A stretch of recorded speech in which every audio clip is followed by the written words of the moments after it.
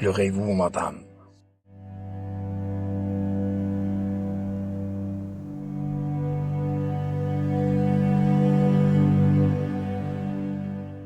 Quelques mois après mon retour de France, suite à ma deuxième hospitalisation au CHU d'Amiens Sud, qui s'était terminée par l'amputation de ma jambe gauche, j'avais commencé par ressentir de vagues douleurs lombaires, accompagnées d'une difficulté à uriner, des nausées et d'autres symptômes gênants.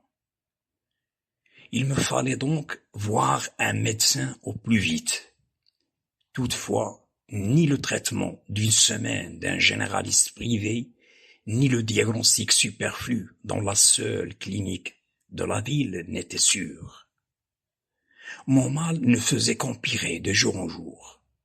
Aïcha insista pour m'accompagner au CHU Avicenne de Rabat, et précisément au service d'angiologie, là où j'étais hospitalisé à plusieurs reprises, là où nous avions vécu ensemble les moments les plus durs de notre vie de couple, avec ces mauvais souvenirs qui avaient fini par remonter le moment où nous nous étions retrouvés sur le lieu.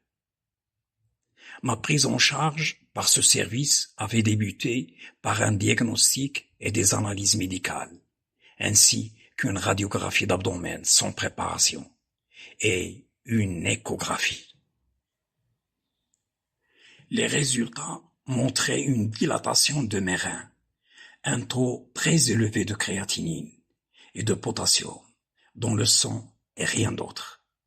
Pas de calcul, par exemple, ce qui avait amené le médecin Yassine, le stagiaire, à conclure qu'il s'agissait d'une insuffisance rénale aiguë. Après quoi, j'étais orienté vers le service de néphrologie pour subir 2 séances successives de dialyse en une semaine. Je me souviens comme si c'était hier, du jour où l'infirmier vint me chercher et me poussait dans ma chaise roulante vers le centre de dialyse. J'ignorais encore que je n'étais qu'au début de mes peines, lorsque le premier chirurgien trouva une énorme difficulté à me créer une fistule, vu la déférence de mes vaisseaux sanguins, et finit par abandonner, puis faire appel à un deuxième chirurgien, plus expérimenté, qui avait réussi difficilement à m'implanter un cathéter jugulaire au niveau du cou. L'anesthésie locale, pendant ces longs moments de manipulation, était insuffisante à camoufler ma douleur et mon inconfort. Pour être dialysé, il fallait avoir sur soi un bidon de 5 litres de bicarbonate, permettant la dialyse, et qui s'achetait à 750 dirhams. C'était cher. La mutuelle de l'éducation nationale pouvait couvrir mes frais de 2 séances de dialyse par semaine. Et pour cela, je devais voyager 2 fois par semaine jusqu'au centre de dialyse le plus proche, à une centaine de kilomètres de chez moi, à Marrakech, par exemple. Une mission impossible. Les contraintes étaient nombreuses à cause de ma mobilité réduite. Madame le chef du service de néphrologie était une dame âgée maigrichonne, de la taille d'un pygmée. Sa voix ressemblait à un sifflement qui sortait du goulot d'une bouteille. En me voyant, elle s'adressa à son subordonné, comme si je n'existais pas. « Qui est celui-là ?»« Un malade de la chirurgie D, » lui répondit-elle.